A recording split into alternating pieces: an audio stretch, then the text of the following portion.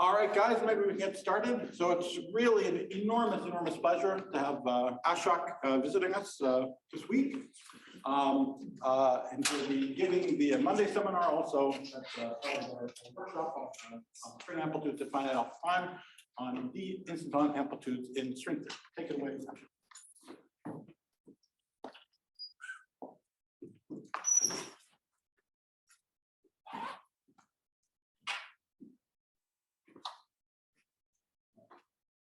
I can just speak, right? I don't need any microphone or anything. No, we can hear you fine. Everyone can hear you fine, right? Yeah. Okay, so first of all, thank you very much for the invitation. It's a great pleasure to be back here after several years. So my talk today will be on D-instanton amplitudes in string theory. And what I'm planning to do is to give a general overview of the subject, okay, instead of focusing on specific details. So here are my various collaborators. And I should also mention that there are parallel developments by the Harvard group. In fact, it started from this paper by Balthazar in, and then it was continued by the bigger collaboration. And I think Mindy will talk about some of their work. So let me begin by giving a general introduction to what the instantons are. So, in short, D-instanton can be described as D-branes with Dirichlet boundary condition along all non-compact directions that include the Euclidean time. Okay, so it's localized in space and time. And because it's localized in space and time, it describes finite action classical solutions in string theory. And that's like all D-branes, the action is proportional to 1 over D string, multiplied by some constant. So because these are finite action solutions, these are analogous to instantons in quantum field theory. And instead of describing new backgrounds, okay, like ordinary D-branes, D-instantons are really non-perturbative corrections to string amplitudes in the original background. Okay, so D-instantons don't change the background, they just correct that. And because the action is C over Gs, the amplitudes are suppressed by this factor of e to the minus C over Gs. Now, given this leading term e to the minus C over Gs, there is of course a whole power series expansion in Gs that multiplies it. And that power series expansion, in principle, can be computed from the world sheet theory of closed and open strings on the D-instanton. So in particular, by computing integrals over the moduli spaces of Riemann surfaces with boundaries, okay, the boundaries ending on the D-instanton, we can generate the series expansion in G string multiplying it to the minus C over Gs. So the general structure of the D-instanton amplitude is that there is a leading term proportional to the minus C over Gs, and then there is a whole series expansion in powers of G string.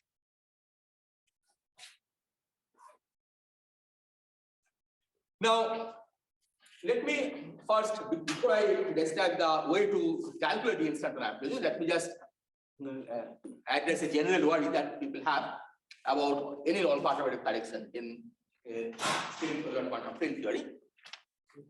And that is that given that string perturbation expansion is expected to be asymptotic, one can ask, does it make sense to compute non-perturbative contribution? Because the perturbative contribution will always dominate the non-perturbative contribution. So I'll try to give two answers to this question. So the first answer is that in many cases, the perturbative contribution to specific quantities either vanishes or terminates after a finite order. And in such cases, it's clearly meaningful to talk about instanton corrections because the perturbation theory is completely finite, gives a fixed result, and then you can calculate corrections. And there are many examples of terms like this. So terms protected by supersymmetry, like R to the 4th term in type 2b, which you have seen earlier today, with d equals 10.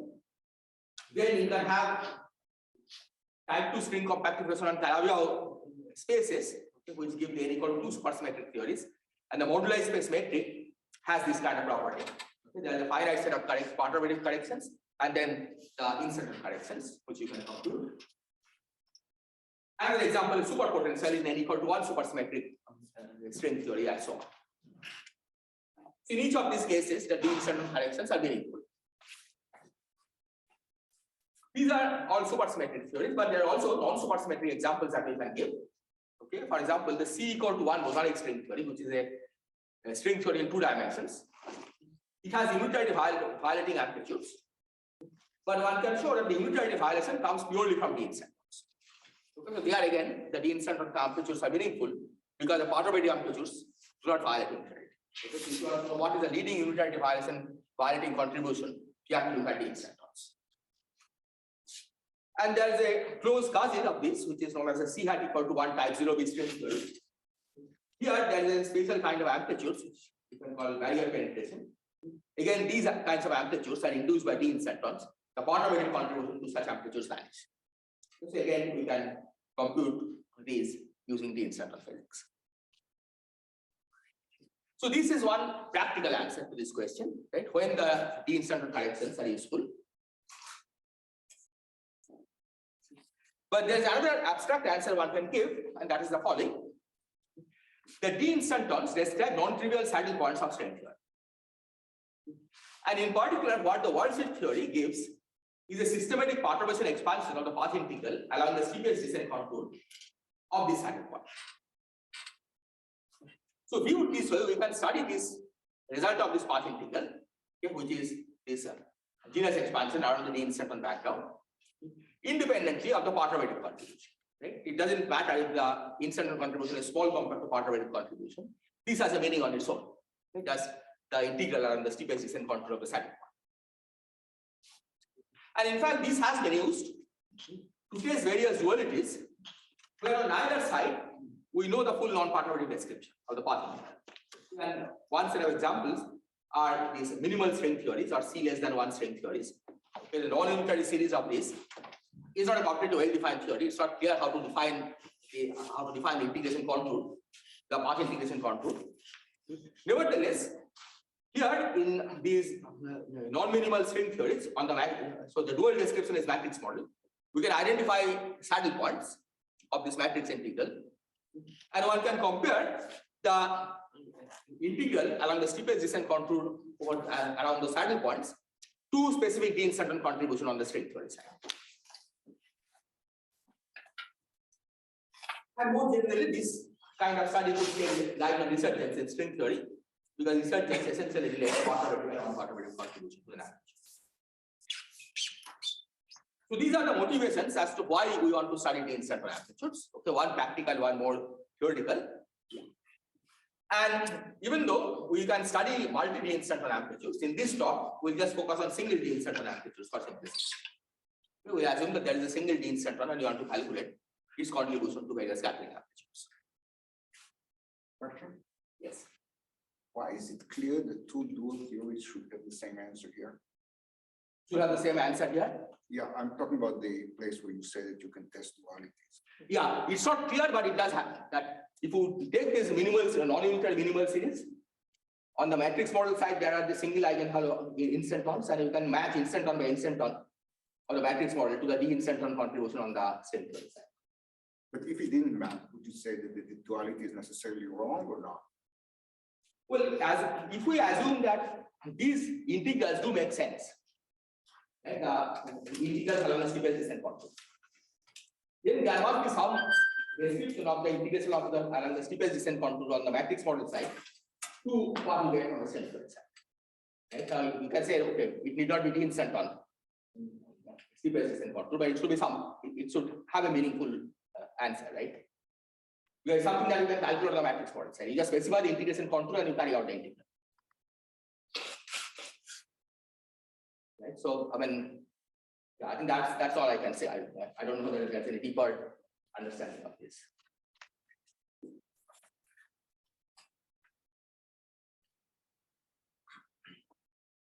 Okay, so with this, let me then begin by describing the systematics of the instanton amplitudes.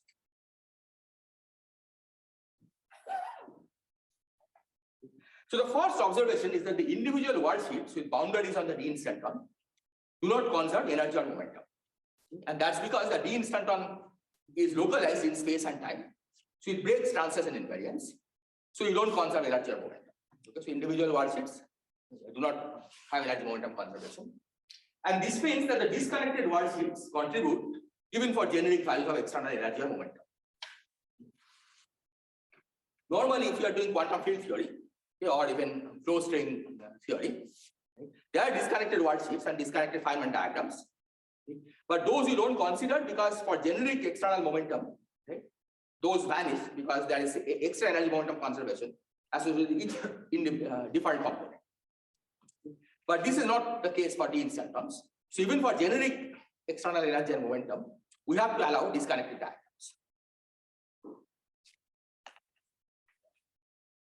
So once we understand this, we can guess what we can determine what is the leading contribution to an instanton average. And here the counting is exactly as we do in normal worldsheet string theory. So you have to maximize the number of disks because each disk gives a factor of 1 over G string based on the Euler character counting. So the more disks you have, the more parts of G string you have in the denominator. Okay, and hence higher order in which the higher the contribution. And then the second point is that we can use as many annuli as we want because annuli goes as gs to the 0. Right? It has Euler character 0, so it goes as gs to the 0. So the leading contribution to any D-instanton amplitude has the following structure. There is this exponential of minus c over gs that comes from the action of the D-instanton. Then exponential of the annulus. Okay, this just reflects that we can use annulus as many times as you want. Right? No annulus, 1 annulus, 2 annulus, all of them are of the same order. So you have to resum them. And then product of disk amplitudes. Okay, each disk having one closed string inside. So closed strings here are the external strings.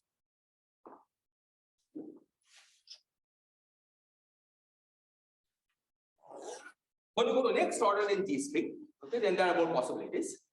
Okay, so for example, we can give up one disk and put 2 vertex operators on the same disk. Right? So you lose one factor of 1 over G string because you have reduced the number of disks by 1. Or you can replace a disk by annulus. Okay, again 1 over G string gets replaced by 1 over G string to 0. So you again lose a factor of G. So these 2 diagrams are of the same order. Yeah, and then you can draw other diagrams at this order. So this way, we can write down the expression for D-instanton induced amplitude to any order in string counting. That seems reasonably simple. Okay, you have this equal minus c over gs. You just draw possible worldsheet diagrams and sum over them. The problem, however, is that the moduli space integrals that appear in these amplitudes, they diverge from the regions of the moduli space where the Riemann surface degenerates. This, of course, happens in all string theories, right? Even in closed string amplitudes, this happens.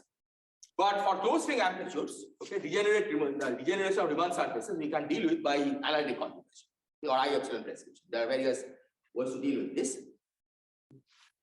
On the D-instanton, right? In particular, when the degeneration is in an open string channel, because the open string carries strictly 0 momentum, right? Because they are living on the D-instanton, right? And D-instanton is localized in space and time, so they don't carry any momentum.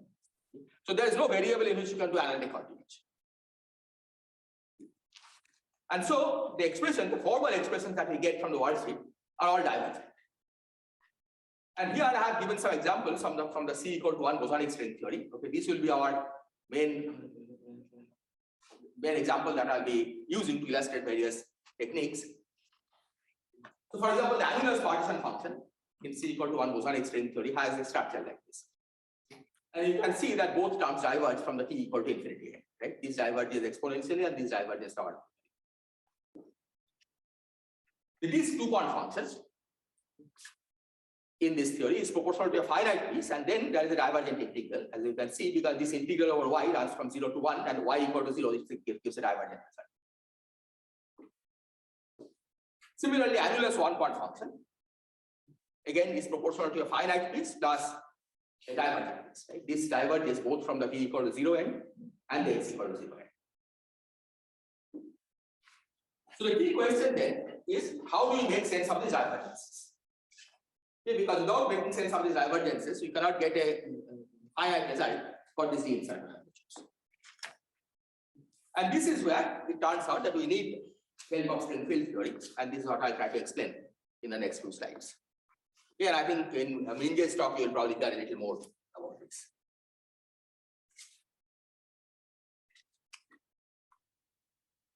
So let me just give a brief description of what string field theory is. So string field theory you can think of as a regular quantum field theory with infinite number of fields and one for each mode of the string. Right? That's the way you formulate string field theory. And just like as in any quantum field theory, automatic amplitudes are given by sum of Feynman diagrams. The propagator of a string field is given by, this is for the open string. Okay, there is a similar expression for the closed string. The propagator is given by 1 over L0, where L0 is the worldsheet scaling generator. And you can make connection between this and the usual propagator that you're familiar with by noting that the L0 eigenvalues of different open string states are basically proportional to k square plus m square, where k is the momentum carried by the open string and m is the mass of the corresponding string. Okay? So you get the 1 over k square plus m square as you are familiar with in quantum field theory. And string field theory is designed normally when you sum over Feynman diagrams, we reproduce the worldsheet expression after using the Swinger parameter representation. Then once you replace the L0 inverse, the propagator, by the Swinger parameter representation, then one can show that these T's become the moduli of Riemann surfaces after appropriate change of variables. Okay, so you take a string field theory Feynman diagram, you replace the 1 over L0 that comes in the Feynman diagrams by the Swinger parameter integrals, and then we can massage that into the form of worldsheet integrals that we normally have, and the T's are related to the worldsheet moduli. Right? That's the way we make connection between string field theory Feynman diagrams and the usual worldsheet expression.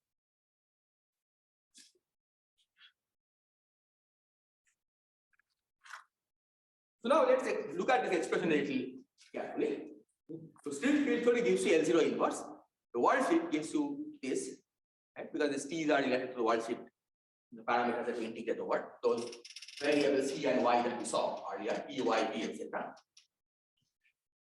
Now, if you look at this equation, you can see that this is clearly an identity for L0 eigenvalue positive. Right? If L0 eigenvalue is positive, then both sides are equal. Explicitly. If L0 is negative, then the right hand side diverges because it diverges exponentially. But the left hand side is perfectly finite.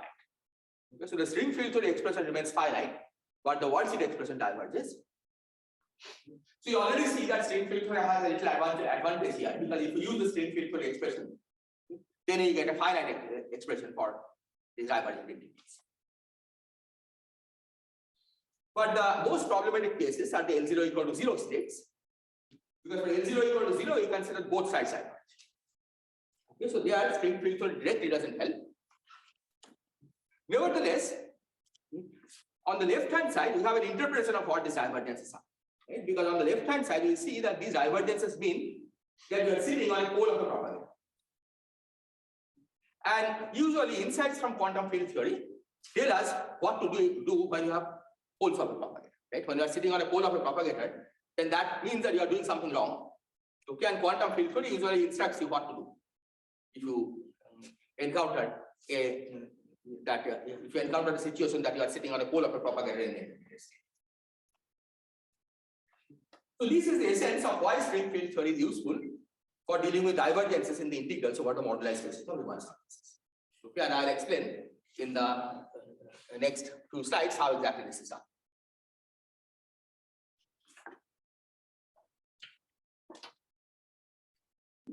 So let's go back to the exponential of the annulus diagram. So this is given by this expression. So the z of t here is the annulus partisan function, okay, which I have defined here. This is the trace over open string states, open string living on the D-instanton of -1 to the f times e to the minus t times L0. And this B0 C0 is essentially a projection operator, because without this operation, okay, this will just identically match, because in the open string Hilbert space, you always have states of opposite fermion number, okay, of the same L0, right? Just take a state and multiply by C0. Okay, it changes the fermion number, but it doesn't change the L0. So this B0, C0 essentially is removing the zero modes of the world. So that's the expression for the open string partition.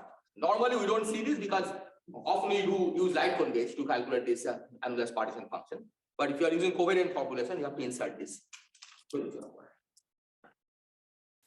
And T here is the ratio of the circumference to the width of the cylinder. Okay, so large T basically means large T is where the divergence comes from. Basically means that the circumference is becoming large compared to the width. And the trace is over the open string states on the D-instanton. So you can write it out explicitly by summing over states. Okay, so it's a sum over bosonic states weighted by e to the minus C times HB, where HB is the L0 eigenvalue of the bosonic states, bosonic open string states. And here you have e to the minus T HF, where HF is the L0 eigenvalue of the fermionic open string states. And again, we sum over only those states which are anchored by B0. Right? That's the effect of this projection operator. Because otherwise, we'll just get zero. Right? They'll cancel pairwise.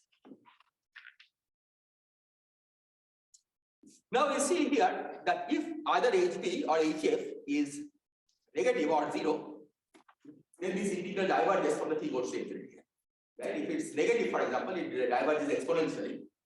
And if it's zero, then this integral diverges logarithmically. And those are the kind of divergences that you have to deal with.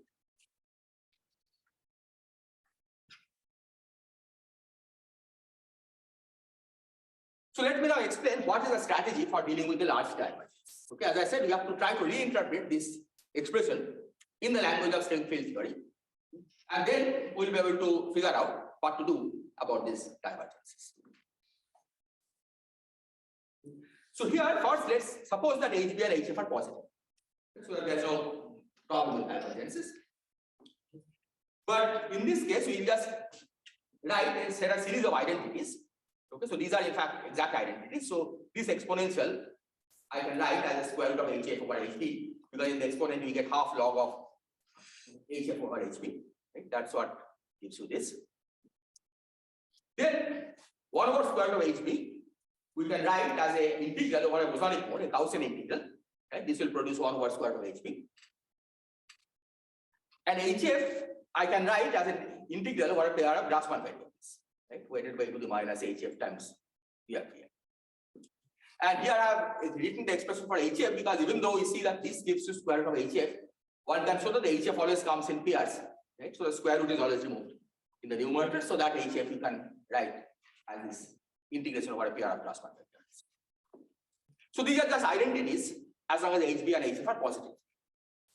But the idea is that we'll now try to reinterpret this side as if they are coming from the integration over the modes of an open string field.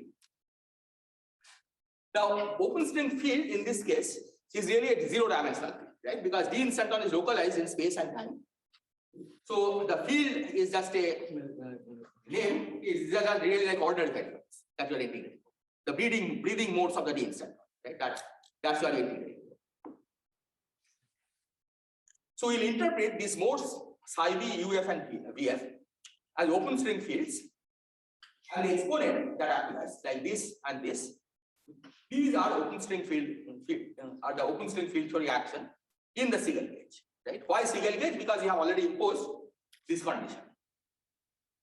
Okay, that we are taking the trace only over those states for which are analyzed by B0. Right? This is what is normally called the Siegel gauge. In string field theory language, this is what we call the Siegel gauge. Okay, and I'll explain it a little more in a little more detail later. So in other words, what the world sheet expression gives is the integral over the open string fields, but in a gauge fixed form. Okay, gauge fixed to Siegel gauge. Right? So the world sheet integrals are the usual partition function, okay, that will calculate in a field theory, okay, but in a gauge fixed form. Once you have given this interpretation, okay, now let's see what will happen if HB is negative. And we'll always try to use the right hand side as our basic derivation, right? Because string field theory will always give the right hand side. Okay, this was what the world sheet theory gave. Okay, the idea is that we will try to always interpret the results in terms of string field theory. So if HB is negative, right, then of course it's divergence. But in this case, what it means, right? It basically means that you are sitting, it's a saddle point, it's not a minimum of the action. So you integrate along the steepest descent contour, right? So you rotate the contour, you can integrate along the imaginary axis. That will be a perfectly finite result, and that in fact is 1 part square of HB. Right? HB will be negative, but we'll get a factor of I, right? That comes from this rotation of the integration contour. So modes with HB less than 0 are easy to deal with. But the modes with HB equal to 0 or HF equal to 0, they represent bosonic and harmonic zero modes. And you can see that their string field theory directly doesn't help because this integral is divergent, right? Because HB is 0, and this integral is 0, right? Because HF is 0. You are integrating over Grassmann variables. So string field theory directly doesn't help. Nevertheless, the fact that we have insights from string field theory will be useful in dealing with these cases. Okay, and I'll explain. Yes. What about the sign in point 3 when you have negative HB? Then the sign of the square root is ambiguous. Yeah, so sign of the square root is ambiguous, and that in fact depends on the choice of integration contour, right? You can choose the separation contour in this direction or that direction, yes. And the sign has to be fixed from physical considerations. Like in the C equal to 1 case, right? These will correspond to, these will be the non-unitary, you will give the violation of unitarity. And there you want the amplitude to be decay, right? You don't want the deflection coefficient to be larger than 1. And that will fix the sign. So it has to be done in particulars.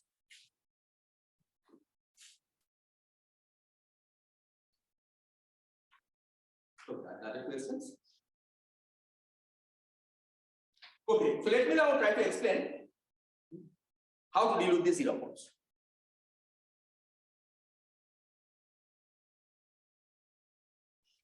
So what is the origin of zero modes? So first let me focus on the bosonic zero modes. In fact, bosonic zero modes typically arise from the freedom of translating the instanton along flat directions, like the Euclidean time. Right? We have quantized we have localized the D-instanton along the Euclidean time. So obviously there should be a mode which allows you to translate it along the Euclidean time. You just change the position. That should be a zero mode. And this comes out as one of the open string modes, okay, with 0 and 0. That's the origin of the zero modes. And the remedy here that will be following. You have to first change variable carefully from the bosonic zero mode to the D-instanton position. Right? The bosonic zero mode was this psi b, right? For change when HB vanishes, there is just the integral over psi b. We have to find a relation between psi b and the D-instanton position, and then change variable to the D-instanton position.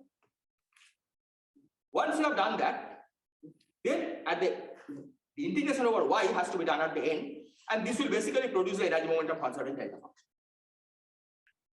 So individual words do not conserve energy and momentum, but at the end, when you do the integration over the zero modes, you will recover the energy and momentum conservation. So that's the significance of the zero modes.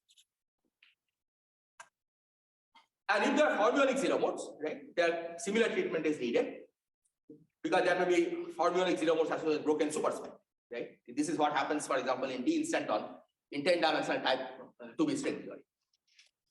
And there you have to deal with the fermionic zero modes exactly in the same way.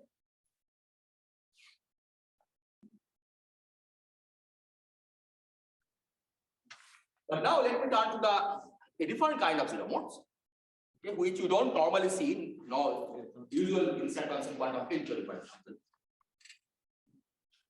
And these are fermionic zero modes coming from the ghost sector.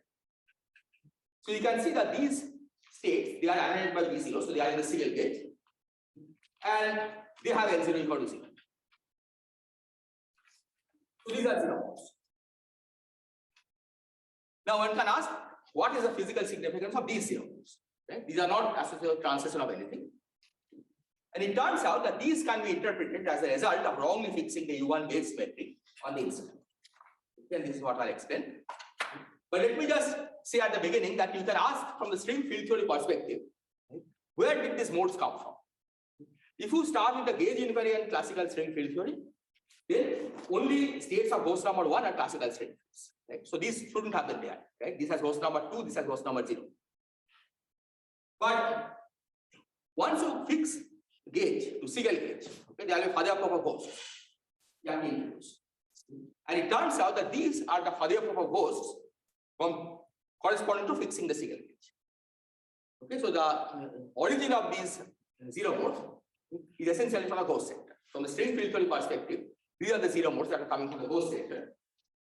And we know, of course, in quantum field theory that if we find zero modes in a ghost sector, that essentially tells us that you have not gauge fixed right. Yeah, and we will see that this is indeed the case.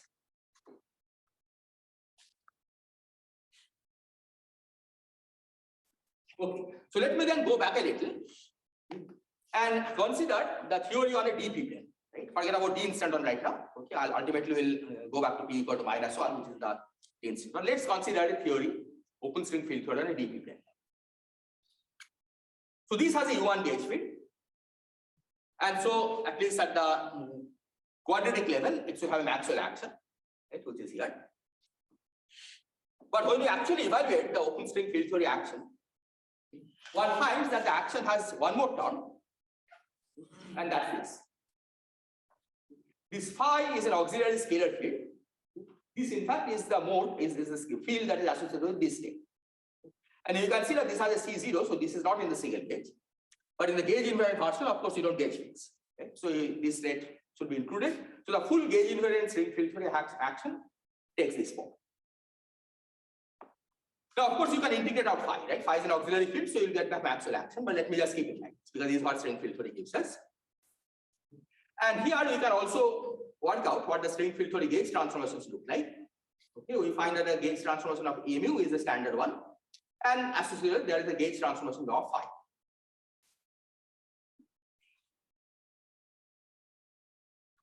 Okay, so here I will have again the action and the gauge transformation.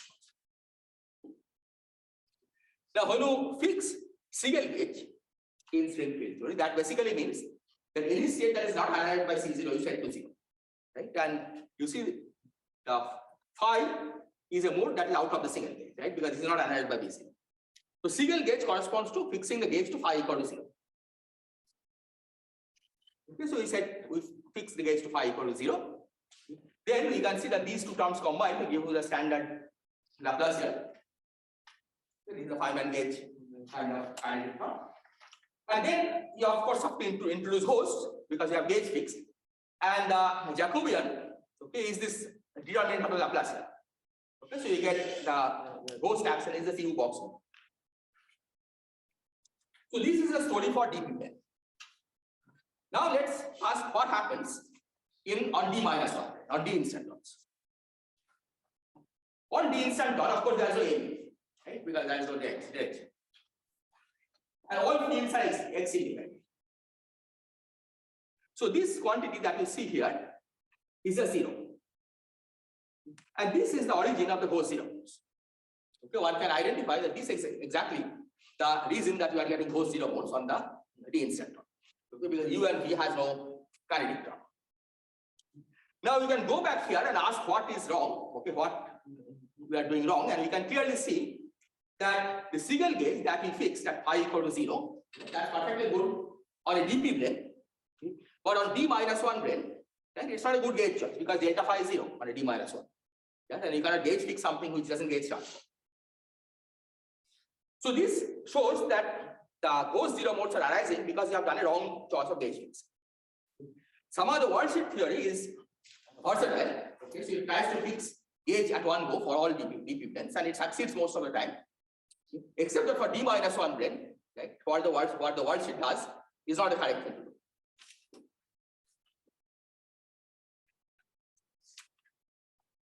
So the remedy is that we basically undo the gauge fixing, and we basically undo the gauge fixing by using a gauge invariant form of the path integral. So what is the gauge invariant form of the path integral? We have to integrate over phi because this is what we have gauge fixed. Right? In the single gauge, you have to integrate over phi, and you have to drop the integration over the hosts because if you don't gauge fix, there are no hosts. So integration over phi is straightforward. Okay, you can see in the action there is no mu. Right? So it's just minus phi. Action is just minus phi square. So you integrate over d phi with e to the minus phi square, it gives you root pi. And then, because you are not gauge fixing, you have to divide by the volume of the gauge group, which is given by the period of this gauge transformation parameter theta. Now, this theta is related to the standard gauge transformation parameter by some relation, right? There is some constant of proportionality, under which a state, an open string ending on D-instanton just picks up phase to the I alpha. So basically, we find the period, the integral over theta, the period of theta, by carefully working out the relationship between theta and alpha, by comparing the gauge transformation laws in string field theory with the gauge transformation laws that are induced by this simple transformation. And then we write the integral d theta in terms of integral d alpha, and then of course alpha integral just gives it.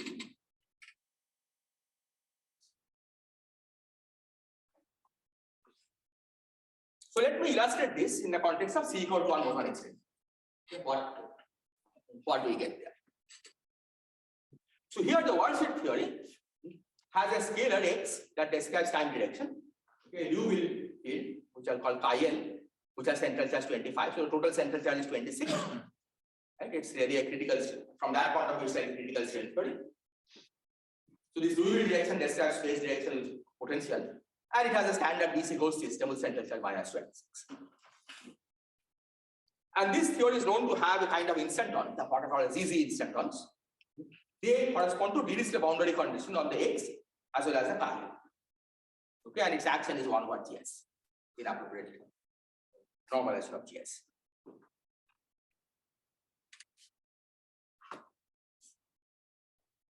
So in this theory, when you calculate the exponential of the annulus diagram, we get this expression. We have already seen this before. Divergent expression. Now we will try to see how to extract a finite result out of this.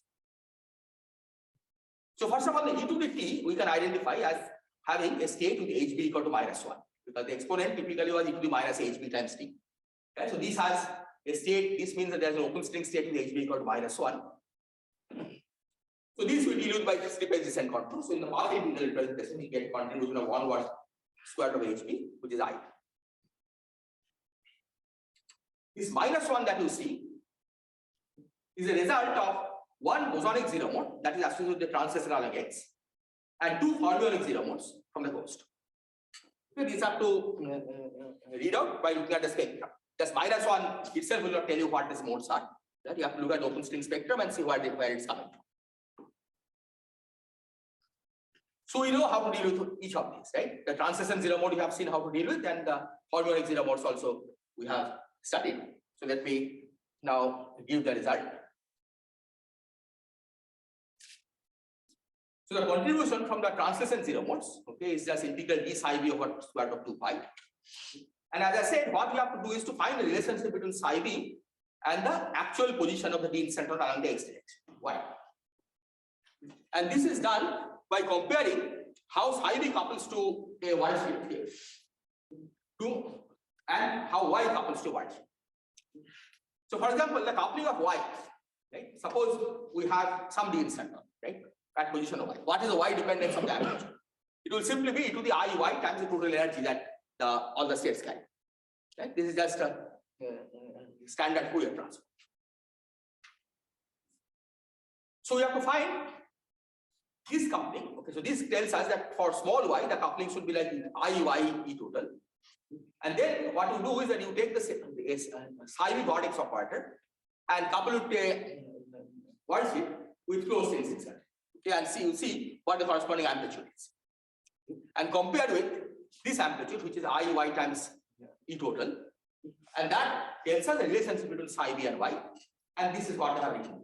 Right? What you see here is essentially the relationship between psi b and y. Okay, where GO is the open string coupling constant, which is related to the closed string coupling constant by this formula. So this takes care of the translation zero modes, and then the whole zero mode integral, okay, is replaced by, as we said, that you have to first integrate over the phi mode, the out of single gauge mode. Okay, that gives you root pi, and then you have to integrate over theta, and by working out carefully the relation between theta and this alpha, which is the standard gauge transformation parameter, we find that the integral over theta gives you 2 pi over GO. GO is the same constant that appears here. So after you combine this, we find that there is a net normalization of I over 4 pi square. And this indeed agrees with a dual matrix potential. In fact, there is one more step involved, which is that the actual integration contour is half of the steepest descent contour. So this I over 4 pi square is the integral over the full steepest descent contour. The actual answer is half of I over 4 pi square. So this is the way we extract finite result out of this divergent expression that we had in the previous slide here.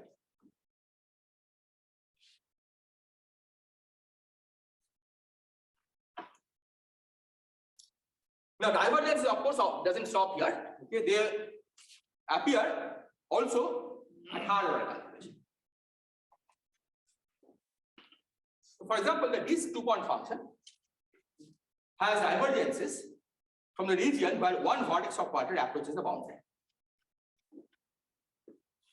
Annulus 1-point function has divergences from the region where the vertex of water approaches the boundary or the circumference becomes large.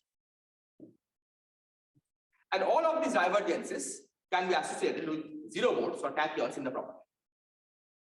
And finally, we should also say the Jacobian factors that we saw also receive corrections when we go to higher order. Okay? The relation between psi b and y, for example, will get corrected, okay, by higher order correction. Similarly, the relationship between theta and alpha, okay, this integral d theta, this result will also get corrected when we go to higher orders. So all of these have to be taken into account when we try to calculate the amplitude, D-instanton amplitude to next order in the coupling constant expansion.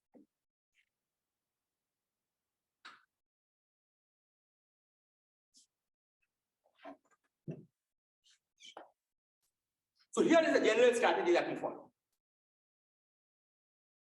So the first, we express the amplitudes as sum over string field theory Feynman diagrams. And once we do that, this automatically replaces the tachyon contribution by 1 over h, where h is the L0 eigenvalue of the tachyon, okay, to 1 over some negative number. But tachyon is taken care of as soon as you use the Feynman diagram. But this doesn't necessarily help with the zero modes, because zero modes is 1 over L0 is just 0. So what we'll do next is that we simply remove the zero mode contribution to the propagator by hand. Because we have seen that the zero mode contributions are to be integrated at the very end. Right? The zero mode contribution like psi b, okay, we said that we have to integrate we don't integrate over psi b.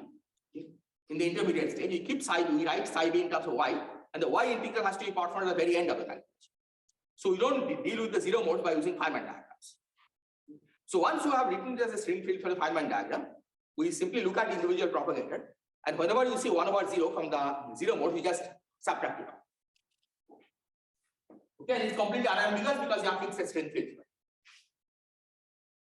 Okay, if we just have the worldsheet theory, then it's not clear what to remove, right? What is the finite part that is left over? But once you have written a string field theory language, then there's very well-defined meaning of what the propagator contribution is. Okay, and that's what to remove. After you have removed the zero mode contribution, we have to add the propagator of the field phi, because this was not present in the worldsheet formulation, right? Because the worldsheet formulation gives the result in the Siegel gauge. And in the Siegel gauge, we gauge fix phi away to 0. But now we have seen that we cannot gauge fix, we cannot work in the Siegel gauge. So you have to actually put in the phi propagator explicitly.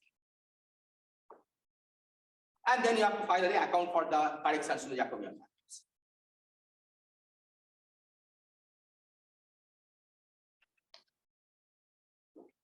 So here I have given the Feynman diagrams that contribute to this 2-point function and annulus 1 function. So notation here is that the thick lines are closed strings, and the thin lines are open strings. So the first row is that this 2-point function of 2 closed strings. So this one we can think of as a contact interaction in string field theory, and this one is the exchange of one between the 2 closed strings. So this is a problematic diagram, right? So in this diagram, you have 1 over L0 factors, which you have to remove explicitly whenever L0 is 0. And then on top of that, you have to also put in 1 over the phi propagator explicitly. Right? You have to look at the vortex that couples phi to this external closed string, vortex that couples phi to the external closed string, and put the phi propagator in it. So that's the way this calculation is done. But once you do this, you get a perfect phi atlas. Similarly, here you do the same thing. You remove first of all the L0 equal to 0 states propagating in these lines. And then we put in the phi propagator in each of these. Phi propagator, of course, is perfectly fine, right? Because the action is minus phi square. Right? So phi propagator is just a constant. So you can get a finite result, but it's important that you have to include the phi propagator, otherwise you will not get a correct answer. So this is what I have said. And after you do that, you get a finite result from this. Okay? So you basically explicitly remove the divergent results and replace it with finite expressions. But I should also say that this procedure is completely unambiguous. Right? So once you have used a string, so that's the role of string field, right? Because when you have divergent results, right, you can always say that you just remove the divergences by hand. But then the finite part becomes ambiguous. Right? What string field theory gives you is an unambiguous way to extract the finite parts.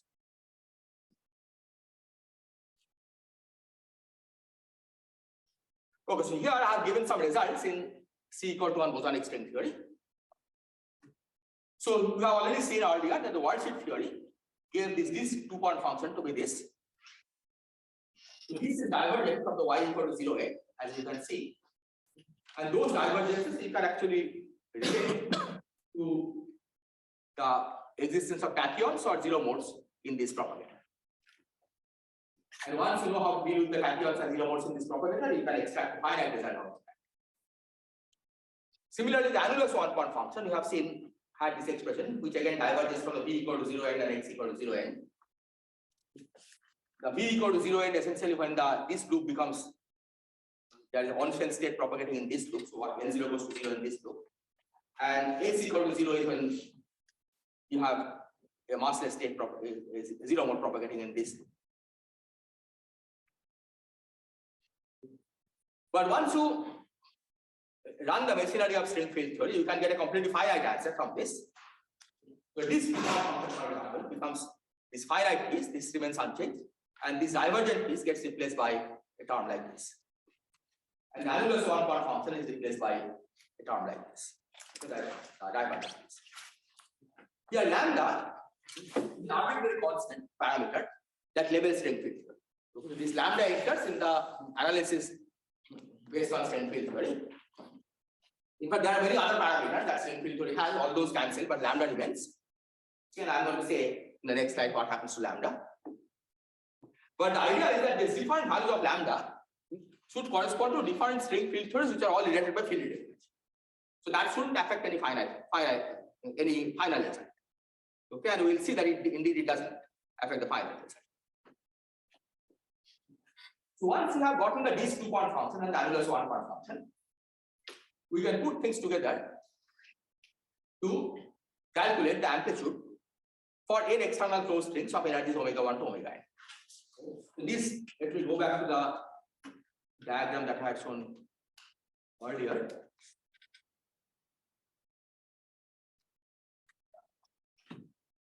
We are working at this order. So we gave the expression for this. Right? This one we have already seen how to make finite. So what this 2-point function is this one, and the annulus 1-point function is this one. But of course, you have to sum over all possible permutations, right? These two closed string vortex operators could be any of them, any two of them. And similarly, this closed string vortex operator on the annulus could be any of them. So you have to sum over all of those.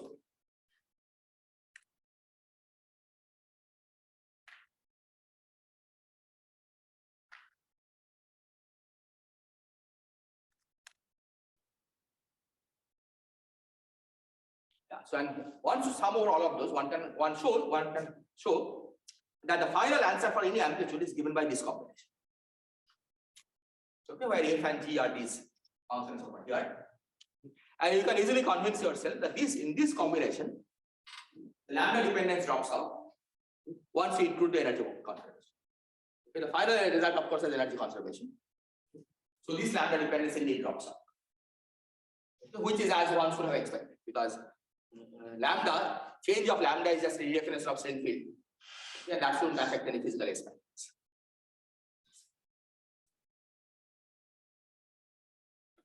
And this agrees with the dual matrix model result after numerical evaluation of the finite parts. parts, right? Because the finite parts, we don't have an analytic expression, but this was numerically evaluated by these people. And then once you put them in, the result that you get by calculating this exactly agrees with the matrix model.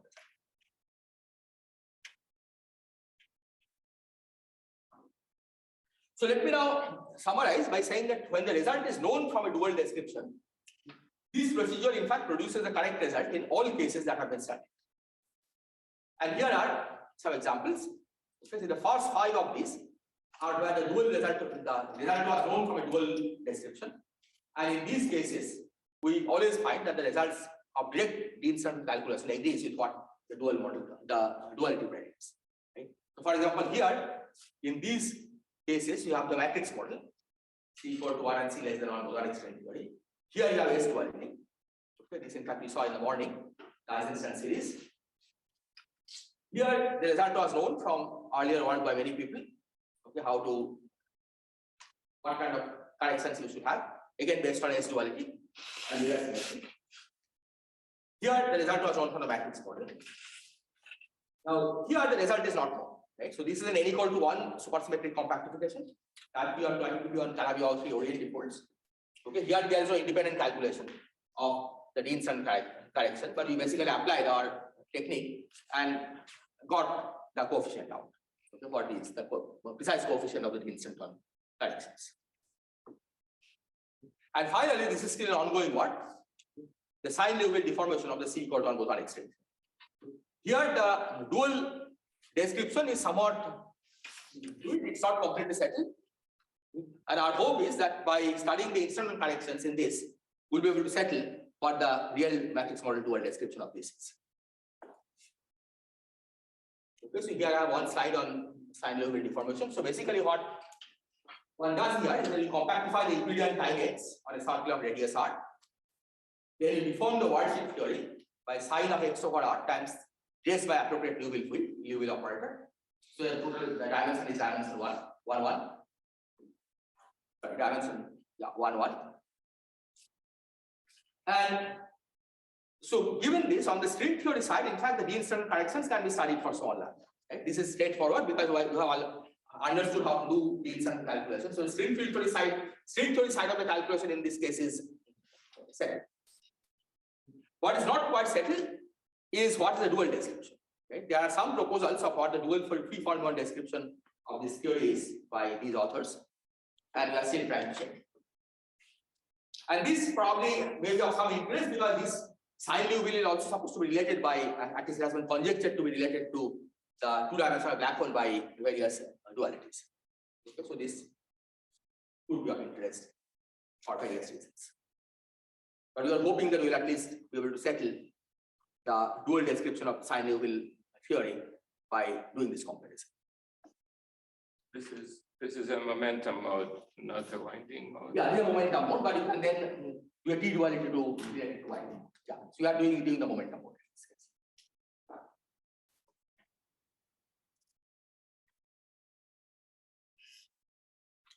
Now, I should also just add one page by saying that based on this understanding of D-instanton amplitudes, one can also analyze general properties of these amplitudes. Right? For example, one can ask the D-instanton induced amplitudes, are they consistent with unitary?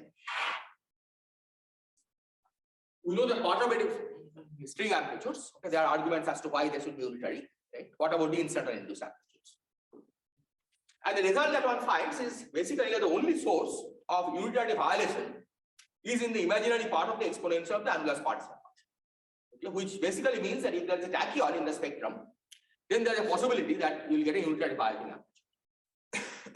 So this is the general result. So if there are no tachyons in the D-instanton spectrum, then we can be sure that we don't have violation of unitary. So let me just conclude by saying that from what we have seen so far, it turns out that the word shift theory, aided by string field theory, provides a fully systematic procedure for computing D-instanton contribution to an amplitude. Yeah, I'll stop there. Thanks.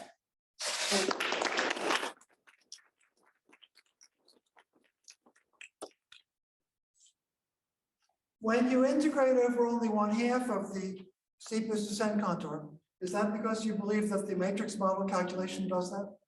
Yeah, I think matrix model calculation does that, but we also have an independent belief because if you think in terms of tachyon potential, the tachyon vacuum is on the real axis. Okay, so the quadratic contribution will go from the tachyon through the tachyon vacuum up to t equal to 0, and then you have to turn the contour. You only have the half of the integration. Okay. So from the origin, in one direction you should go to the quadratic factor, right? Because that will not be included in the full contour of integration. So using the fact that tachyon potential knows about the quadratic vacuum as well as the D-instanton. In half the minimal models, with the one matrix model, Yes. potential is actually bounded. So this model makes sense non-perturbatively. What do these D-instantons give there? I think Li Yang is the first one. Yeah. So we have basically checked that individually each steepest contour of the matrix model instantons give exactly the same result as the steepest contour of the D-instantons. So once we have that, then so then the idea that you take the full integration contour and decompose it as a sum of steepest descent contours. And union of steepest descent contours. That's the way we do the steepest descent integrals. And then you have to do the same thing on the string curve.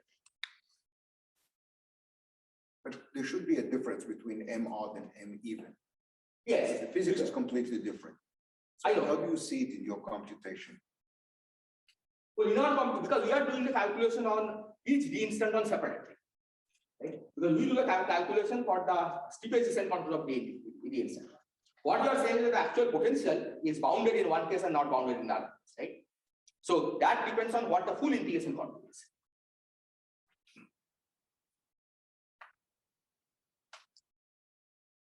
We are not trying to relate the full integration contour of string field theory to the full integration contour of the matrix model side, although in principle it could be done. But we are just comparing each steepest descent contour on the matrix model side to each steepest descent contour on the string theory side.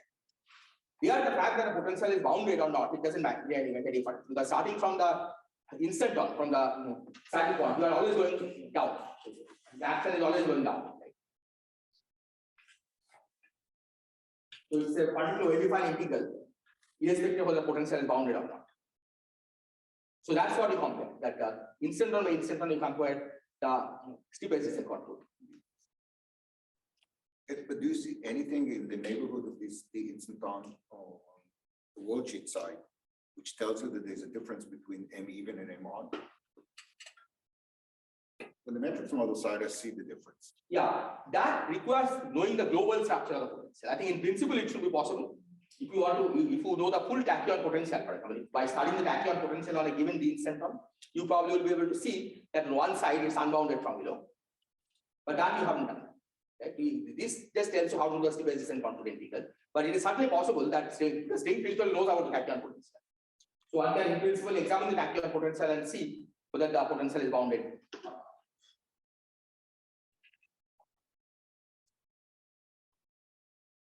So I think that's a slightly different problem than what we have studied so far. Yes. In sine Liouville case, what observable are you looking at?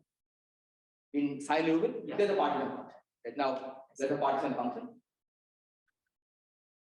And on the dual matrix model side, what is exactly the condition which you expect to be fixed by this condition? Yeah, on the dual matrix model side, the point is there is a very complicated procedure that this AKK gave, which is not based on Euclidean path integral. What they said is that they define a set of scattering states, right, which are not cooperative states, but big wavefront, right? Because you are deforming by the sine Liouville operator. So they, in terms of the scattering phase shift for those states, they wrote down the partition function. Because given the scattering phase shift, you calculate the density of states, and use the density of states to calculate the partition function. So that's the description that this AKK gave, and that's what you are trying to compare right now. I see. Right? Whether it will work, I don't know. but that's the status.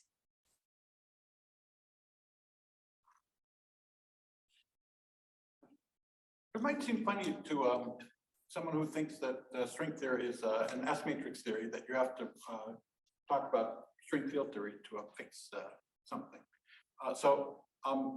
Is there a purpose in life of these D-instanton amplitude? I mean, if you didn't know about a dual description, but you wanted to check whether it was right or wrong, is there some independent purpose in life to the?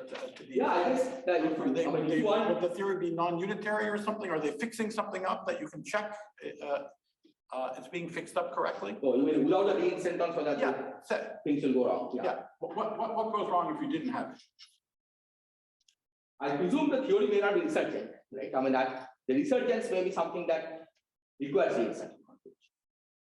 Right? And it has not been studied, but that resurgence typically relates the instanton contribution to the water-weighted contribution, right? So I hope that some of the D-instantons are needed for resurgence. So if you has to be resurgent, you need the D-instanton.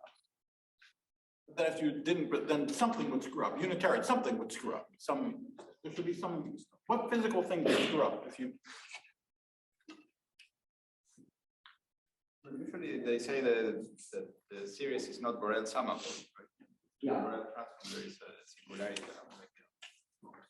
But in the matrix model, for example, the series is supposed to be Borel summable, but still you need the D-instanton. So it's a little state. It's not only special quantities.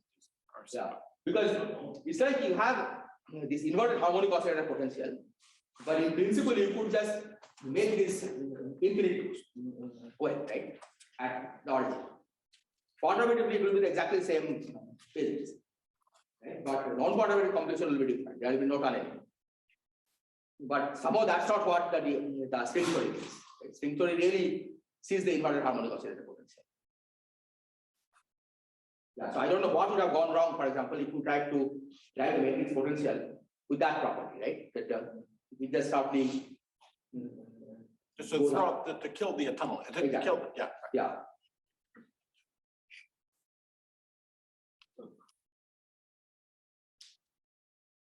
But somehow there must be something special about them because without D-instantons you will not have S1. Sorry, say You will not have S1. Oh, sure. Without D-instantons. So yeah, there is something that is certainly good about D-instantons, right? What it is not clear. I mean, you can say what if we didn't have S2ality, right? The theory may still make sense. But it certainly makes things better.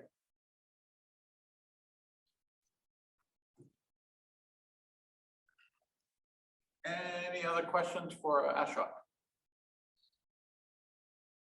Ignatius? Is the D-instanton contributions the only non-perturbative effects that should be there to unitarize and to complete the amplitude? No, I think you need also NS5 brane instantons, right? Because if you go to low dimension, you can have NS5 branes wrapped on Calabi, for example. So you think in 10 dimension? But in 10 dimension, probably D-instantons are the only non-perturbative cycles. I think those are the only known ones. For supersymmetric quantities, certainly D-instantons are the only ones. For non-supersymmetric ones, I don't know if there are other non-perturbative cycles that could appear. That could not be. But you of course have non-supersymmetric configuration, like you can have D-instanton, anti-D-instanton configuration. Like once you have included D-instantons, then just by cluster property, you have to include also the instanton anti-instanton pair. So all of those have to be included.